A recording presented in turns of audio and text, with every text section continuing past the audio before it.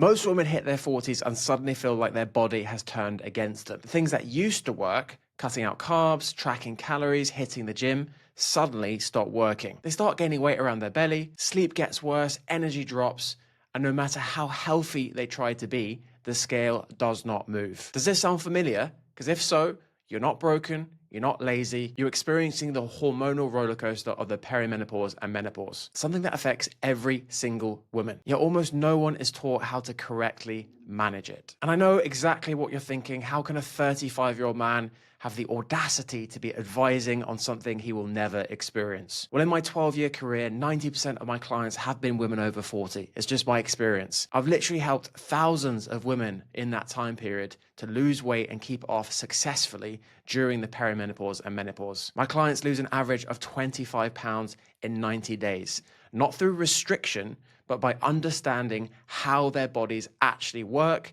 and working with it instead of against it. So today I'm going to break down exactly what is happening in your body, why it makes fat loss harder, and what to do about it. I'll share the 3 key pillars that you need to focus on in order to get long-term weight loss success.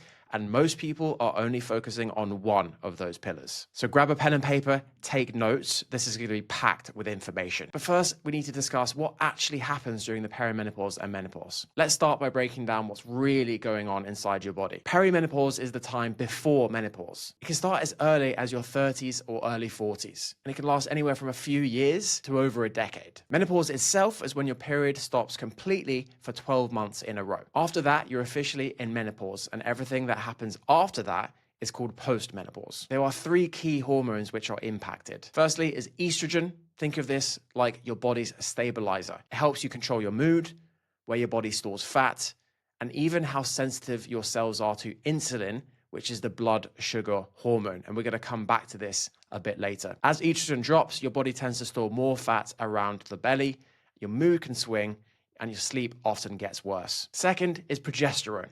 This is your calming hormone. It helps you relax, sleep, and stay emotionally balanced. When progesterone drops, you may feel anxious, have lighter sleep, or struggle with night sweats. And thirdly, testosterone.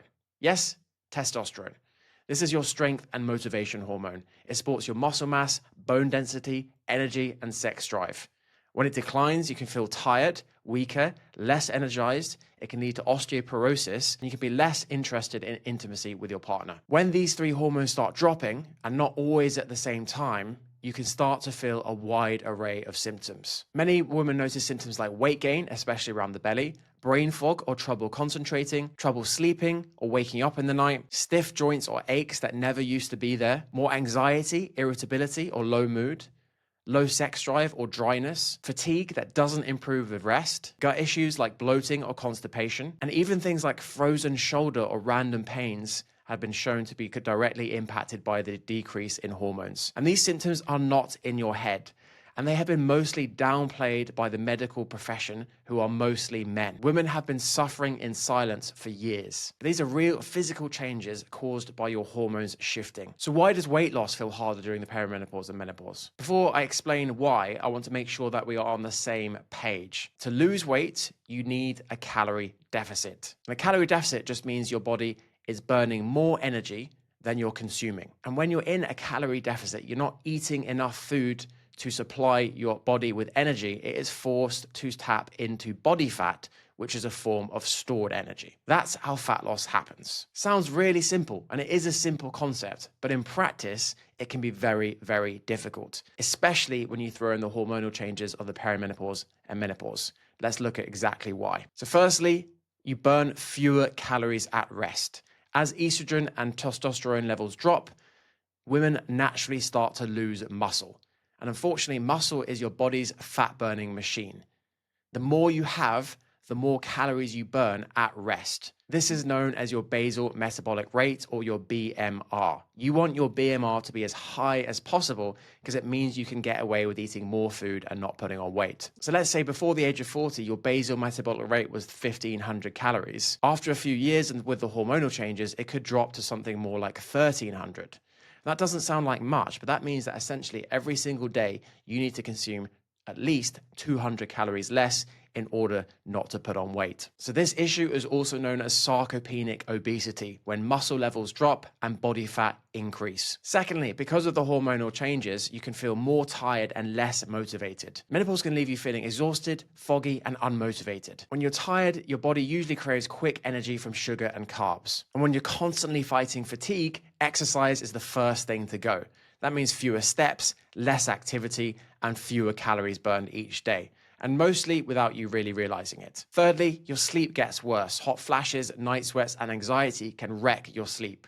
When you don't sleep enough, your hunger hormones go up, your fullness hormones go down, and your body clings on to fat as protection from stress. That again makes sticking to a calorie deficit much, much harder. Fourthly, you become more metabolically inflexible. This means that your body struggles to switch between its three main fuel sources. You've got sugar from the food that you eat. And when I say sugar, even whole foods get broken down into sugar in the body. So sugar from food, then we have stored carbohydrate, which is known as glycogen, and that is stored in the muscles and the liver. And then we have stored body fat. When you are metabolically flexible, you're able to switch between those fuel sources effortlessly. But when you're metabolically inflexible, you become dependent on a constant stream of food to function. The side effect of being metabolically inflexible is insulin resistance. Long term, this can lead to all sorts of issues like type 2 diabetes. When you're metabolically inflexible, or what we call it, stuck in sugar burning mode, you're going to feel hungry all the time, you're going to have low energy, you're going to obsess about food, thinking about it all the time, and you're going to eat when you're not hungry. So remember what I said earlier, when estrogen drops, it has a direct impact on this. So most people are metabolically inflexible anyway, but then it becomes even worse with the perimenopause and the menopause. So it's not that your metabolism is broken, it's that your hormones have changed how efficiently your body can burn fat. Number 5, life can get busier and more stressful. Menopause often happens during one of the busiest stages of life. You might be working long hours, caring for your children or elderly parents, managing a household, dealing with endless stress. You eat on the go, skip workouts, drink more wine to unwind, and get less sleep. So it's not all doom and gloom. It's not that you can't lose weight. It's that your body now has different rules. Your hormones, metabolism, and environment have changed. So your strategy needs to change too. But the issue is, most women keep doing the same thing over and over again. They go back to what used to work, what they know, what is familiar. They cut calories, they stop eating carbs, they sign up for ridiculous gym sessions. They tell themselves, I just need to be more disciplined. It's not hard, it's not complicated. I'm intelligent, why can't I do this? And maybe in the past that worked for a while. You would lose some weight, you'd feel great, and then slowly it would all come back. Now, during the perimenopause and menopause, those same methods don't work. And in fact, they often backfire. And that's because when you eat too little for too long, your body thinks it's in danger. It doesn't think you're trying to lose weight. It thinks food is scarce. So it slows everything down to protect you. Your metabolism drops, your energy crashes, your cravings skyrocket, and you end up overeating again. That's why those 800 or 1200 calories diets never last. And not only do they not last, you can actually do serious damage during the perimenopause and menopause. And that's because during that period, your body is more sensitive to physical stress. And you are putting a ton of physical stress on your body when you are starving yourself. I want to make something very clear here. You have been lied to by diet culture. Decades, women have been told that the only way to lose weight is to restrict themselves, deprive themselves, just try harder. This is a recipe for failure, and it's going to keep you trapped in the diet cycle for the rest of your life. All these changes that are happening, all this brainwashing that has happened is not your fault. But it is your responsibility to do something different about it. You can't keep doing the same thing over and over again, but expect different results. So that's exactly what I'm going to cover next. I'm going to share the 3 key pillars which will help you lose weight and keep it off even during the perimenopause and menopause. And those are physical, mental, and emotional. So let's start with the physical pillar. These tips I'm about to share have been tweaked, tested, and evolved over my 12-year career. They're allowing our clients to lose 5 to 10 pounds per month predictably and consistently without restriction, deprivation, or smashing ridiculous exercise. Firstly, let's address the physical pillar. And when most women try to lose weight, this is the only part they focus on, the physical side. What to eat, how to exercise, how many calories, what macros, how many steps. And yes, the physical side does matter. It creates a calorie deficit. The mistake women make is that this is the only thing they focus on. And most of the time they do it in a way which is completely unsustainable and unenjoyable. They eat less, move more, and end up hungry, tired, and frustrated. That's because the goal isn't to starve your body or restrict yourself. It's to retrain it. You need to restore metabolic flexibility. You need to reset your body to burn fat so it can easily switch between the different fuel sources. And right now, most women are stuck in sugar burning mode, constantly snacking, constantly hungry, and obsessing about food. This is the first thing I do with my one-on-one coaching clients. It's the most important step. So let's talk about some of the key habits that can make this happen. Firstly, you need to eat larger meals less frequently. Most women eat too often and too little at each sitting. They graze throughout the day, never truly satisfied, always thinking about food. But when you eat proper, balanced meals, bigger portions that actually fill you up, you stay full for longer, your energy levels stay stable, and your blood sugar stops swinging up and down. This single change calms cravings, improves focus, and naturally reduces your total calorie intake. It also trains your body to go longer in between meals, which is what pushes you into fat burning mode. Secondly, stop fucking snacking. Snacking is a huge problem for weight loss. It's now become socially acceptable to eat every few hours. A biscuit with tea, a handful of nuts, a protein bar, a cereal bar, a few crisps. But your body was never designed to be constantly digesting food. Every time you eat, your blood sugar spikes, insulin rises, and fat burning stops. Your body is always going to prioritize the fuel that is coming in from food. And when you snack all day, you never give your body a chance to switch over to fat burning. Eating larger meals less frequently and cutting out the snacks could easily reduce your calorie intake by 400 or 500 calories.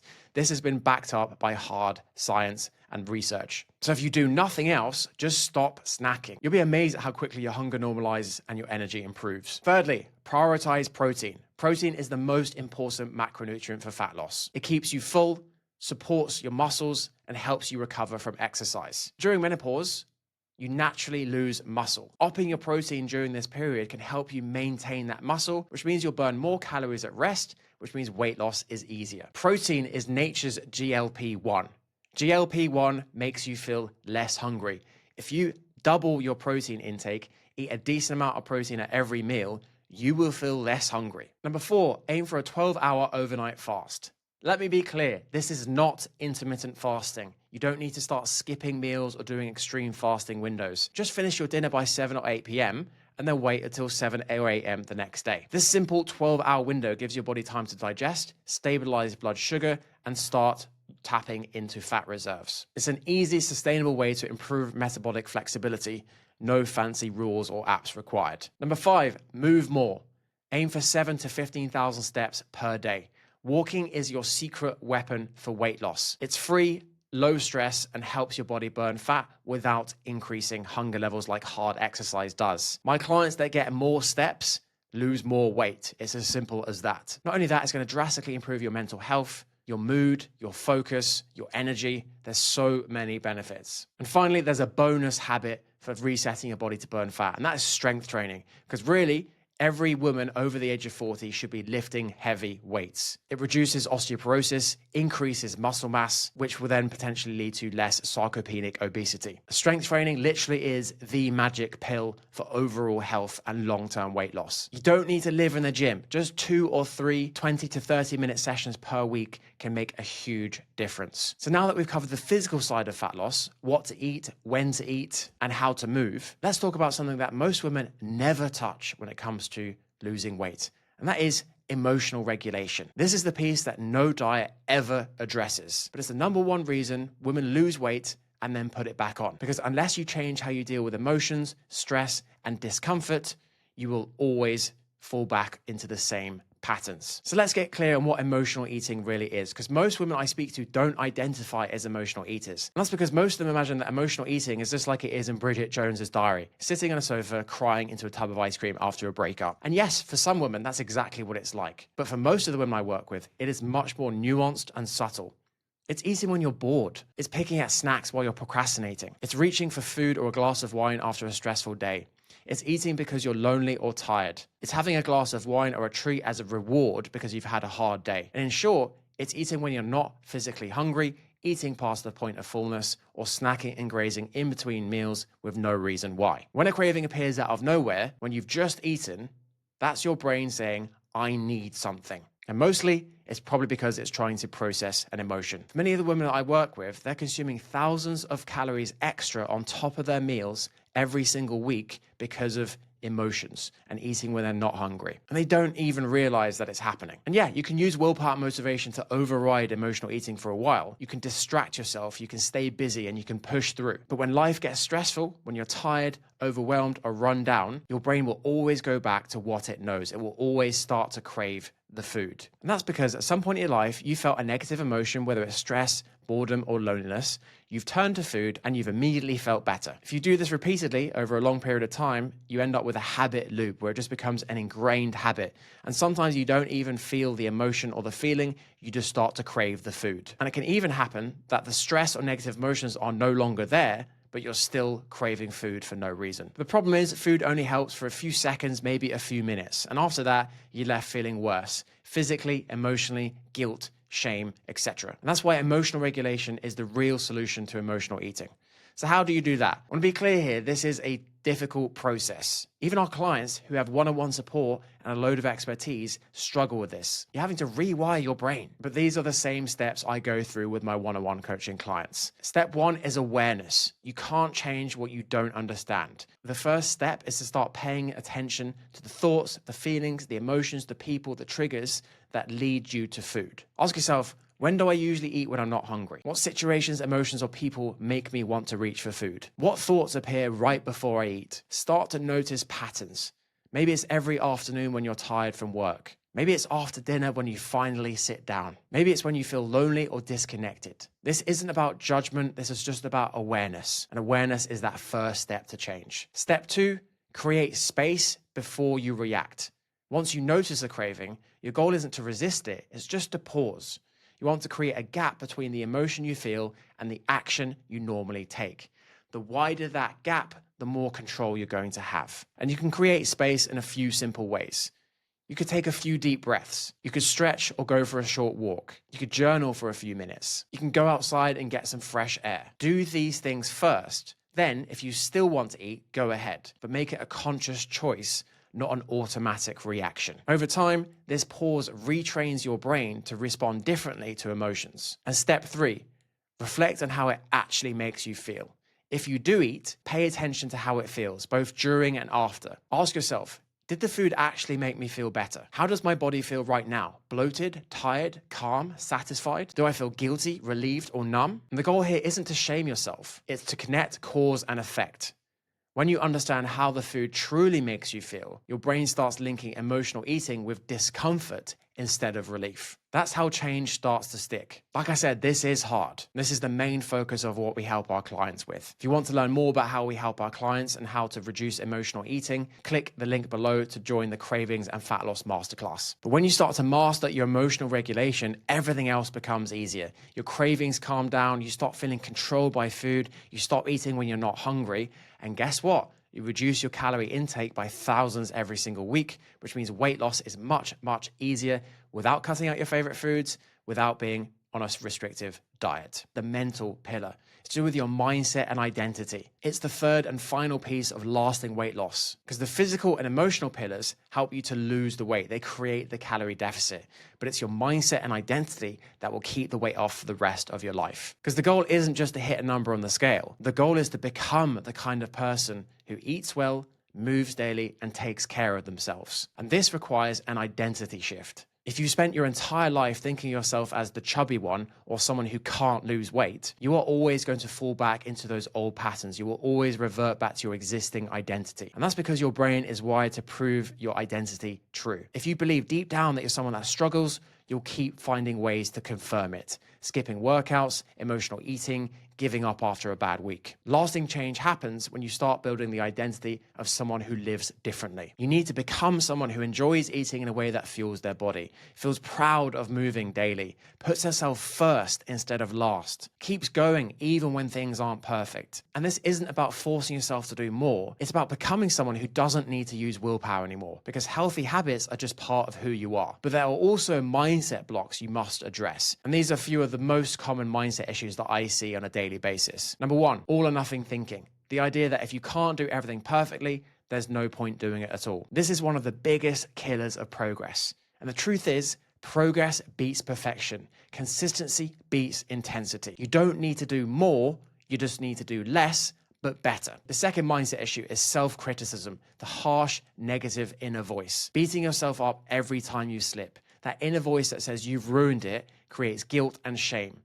And that usually leads straight back to emotional eating or drinking. Replace judgment with curiosity. Ask yourself, what can I learn from this? Thirdly, fear of failure. Many women fear starting because they're scared of failing again.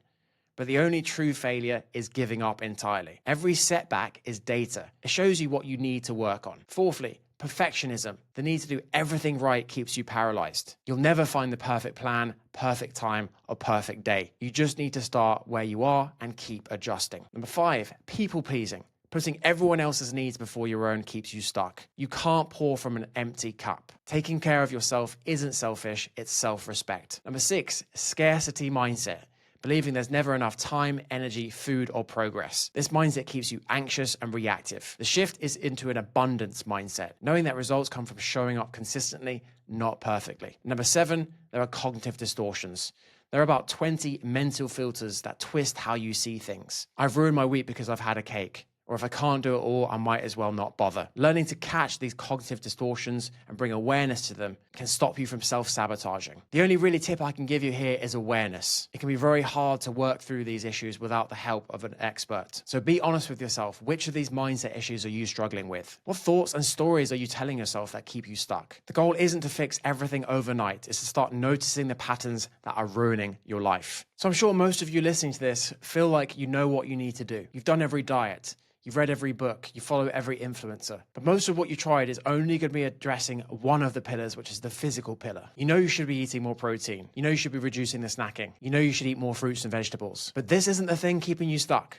Most likely, you've never done the emotional or psychological work. And that's why you're still stuck in this same cycle. Because you don't need more information. You need implementation. And that only happens when your identity changes, your mindset shifts, and you change the way you process your emotions. So if you've been feeling completely stuck, like your body is working against you, gaining weight, feeling more tired than ever, even though you're trying hard, hopefully this podcast has explained why. Remember, none of this is your fault. Your body has changed. Your hormones have changed.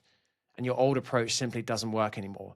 But it is your responsibility to do something different about it. Stop doing the same things over and over again. They are doing more harm than good. To lose weight and keep it off in a healthy and sustainable way during the perimenopause and menopause, you must address these 3 pillars. The physical, resetting your body to burn fat, eating in a way that stabilizes blood sugar, and building healthy habits that work with your body. You need to rewire your emotions by learning how to manage stress, boredom, overwhelm, or reward yourself in a way that doesn't involve food or alcohol.